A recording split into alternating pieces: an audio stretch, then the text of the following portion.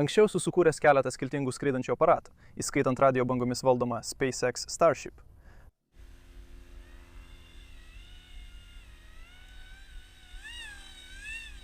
Iki drono valdomo reakciniais ratais.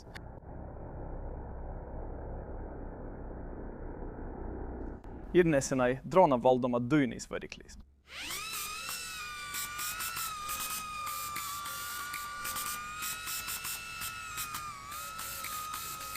Tačiau visada sulaukiu vieno pasiūlymo. Jei bateriją pritvirtinsite žemai ant drono, kad masės centras būtų žemiau, dronas bus stabilesnis, kaip švytuoklė. Bet ar tai tikrai veikia? Norėdami patikrinti, ar žemas masės centras dronui suteikia daugiau stabilumo dėl švytuoklės efekto, turime pašalinti visas kitas stabilumo formas. Taigi čia turiu droną pritvirtintą prie lazdos, arba lazdą pritvirtintą prie drono. Ir dvi baterijas, pritvirtintas gana žemai ant lazdos, todėl masės centras yra labai žemai. Dabar pačiame drone nėra jokios stabilumo formos, tokios kaip giroskopai ar akcelerometrai. Jis tiesiog generuoja trauką. Taigi tai turėtų pašalinti viską išskyrus šitą – švytuoklės efektą. Dabar galiu valdyti drozelį ir variklius, bet neturiu krypties valdymo, todėl pritvirtinkime tai prie šio laikiklio ir pažiūrėkime, ar tai iš tikrųjų veikia. Dabar montuoju tai šiek tiek kampu, kas tikriausiai yra geriausias variantas, norint pamatyti, ar jis tikrai išsilygina. Todėl atsitraukime ir išbandykime. Gerai, drono švytuoklės bandymas numeris 1.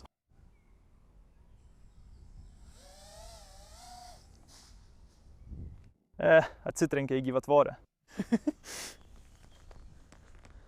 Drono švytuoklės bandymas numeris 2.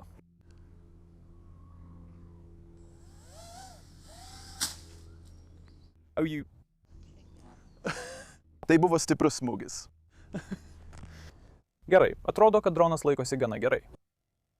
Dar kelis kartus pakartosiu bandymą, kol galėsime padaryti tvirtą išvadą. Arba žinoma, dronas sugenda. Bet kol kas netrodo, kad būtų didelis švytuoklės efektas.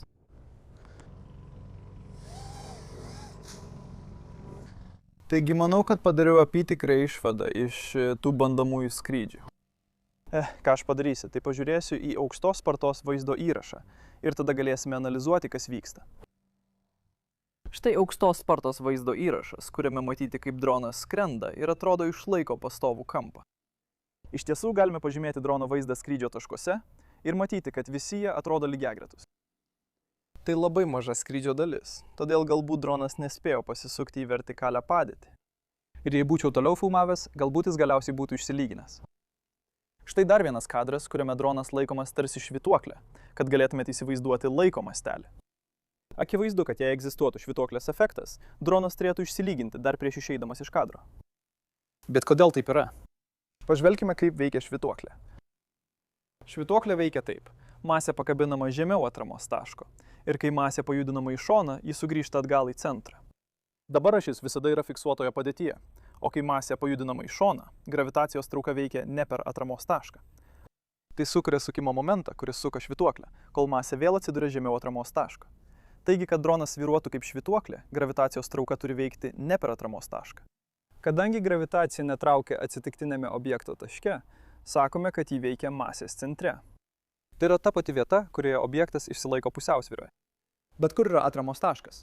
Mėtant objektą į orą ir suteikiant jam sukimąsi, galime matyti, kad jis sukasi aplink savo centrą, kas yra logiška, jei kada nors esate metę skraidančią lėkštę. Jei prie vienos objekto pusės pridėsime masės, masės centras pasislinks į tą pusę. Bet ką tai reiškia, kai objektas yra metamas į orą? Atrodo, kad jis sukasi aplink naująjį masės centrą. Ir būtent čia kyla didžiausias klaidingas supratimas apie dronų stabilumą. Atrodo logiška manyti, kad dronas sukasi aplink savo traukos tašką, o masė krenta žemyn kaip švytuoklė. Tačiau iš tikrųjų pasukimo taškas ir masės centras yra toje pačioje vietoje, todėl nesusidaro jokio sukimo momento ir nėra jokios rotacijos. Jei bandysite skraidinti droną su labai žemu masės centru, vienintelis rezultatas bus tas, kad padidės drono sukimosi inercija, o tai reiškia, kad skrydžio valdikliui teks dirbti sunkiau, kad išlaikytų kontrolę. Ir, greičiausiai dronas suduš. Tai kodėl propeleriai neveikia taip pat kaip pasukimo taškas švytuoklėje? Tai lengviau įsivaizduoti, jei trauką pavaizduosime kaip pastovią jėgą, veikiančią droną. Kai dronas pasvyra ir traukos linija. Todėl nėra korekcinio sukimo momento, o trauka tiesiog nuneša jį į šoną. Jei palyginsime tai su pasvirusiu švytuokliu ir pavaizduosime pasukimo tašką kaip jėgą, veikiančią tiesiai aukštyn, aišku, kad dabartinėje propelerių padėtyje to pasiekti neįmanoma.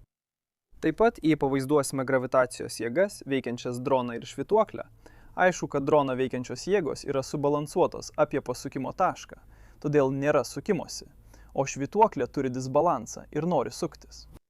Kuriant droną ar bet kokį skraidantį aparatą, man patinka įsivaizduoti juos kaip esančius nulinėje gravitacijoje. Tai priverčia jūs nekreipti dėmesio į bet kokius švytuoklės efektus ir iš tikrųjų susitelkti į jėgas, kurios veikia aplink pasukimo tašką arba masės centrą.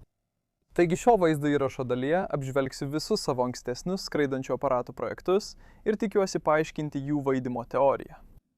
Pradėkime nuo raketos su elektriniu ortakiniu ventiliatoriumi, sukurtos imituoti SpaceX Falcon 9 valdymą.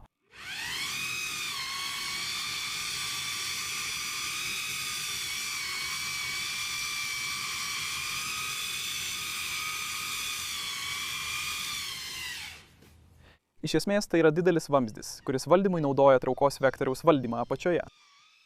Bet kur yra idealus masės centras? Jei pažymėsime trauką kaip jėgą veikiančią vamzdžio apačioje ir pasuksime traukos vektorių į vieną pusę, matome, kad perkelus masę į viršų susidaro didelis traukos poslinkis nuo masės centro, todėl gaunamas didesnis valdymo sukimo momentas. Jei masės centras būtų apačioje, traukos vektoriavimas būtų beprasmis, nes nebūtų jokio poslinkio nuo masės centro. Taigi, kai traukos vektorius yra toli nuo masės centro, šis vamzdis gali išlaikyti valdomą pakibimą.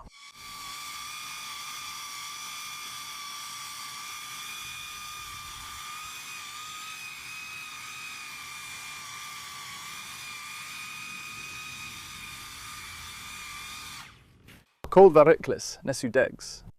Kitas pavyzdys – radio bangomis valdomas Chinook modelis. Šis neskrenda nieko panašaus į tikrąjį Chinooką, o vietoj to turi viršuje stūmimo kryptį keičiančius sraigtus. Iš esmės tai yra priešingybė ankstesniam pavyzdžiui. Štai jis skrenda be Chinooko korpuso.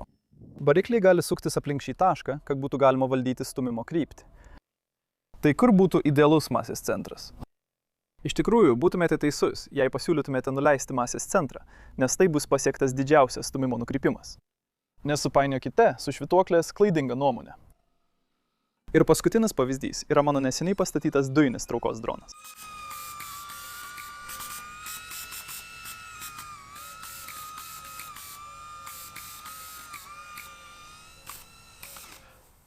Kadangi šio drono trauka yra fiksuota centre, traukos linija visada eina tiesiai per masės centrą, todėl nesukuria sukimo momento ir nesukasi.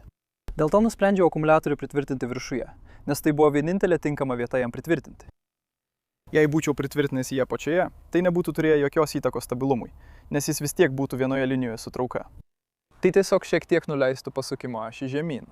Todėl vienintelis būdas valdyti šį aparatą yra naudoti aukštą slėgio purkštukus ant rankų, kad būtų sukuriama jėga veikianti ne per masės centrą, dėl kurios aparatas pradeda suktis. Tikiuosi, kad šis vaizdo įrašas padėjo išsklaidyti kai kuriuos klaidingus įsitikinimus apie dronų stabilumą. Jei norite sužinoti daugiau apie šią temą, sukūriau svetainę su papildoma informacija. Pavyzdžiui, kas yra stabilumas, kas yra valdymas ir ar aerodinamika vaidina vaidmenį šiame klaidingame įsitikinime apie švytuoklę. Tai tiek šiame vaizdo įraše. Labai ačiū, kad žiūrėjote. Jei jums patiko šis vaizdo įrašas, paspauskite patinka. Jei mano kanale lankotės pirmą kartą ir norite pamatyti kitus beprotiškus skraidimo projektus, spauskite prenumeruoti žemiau.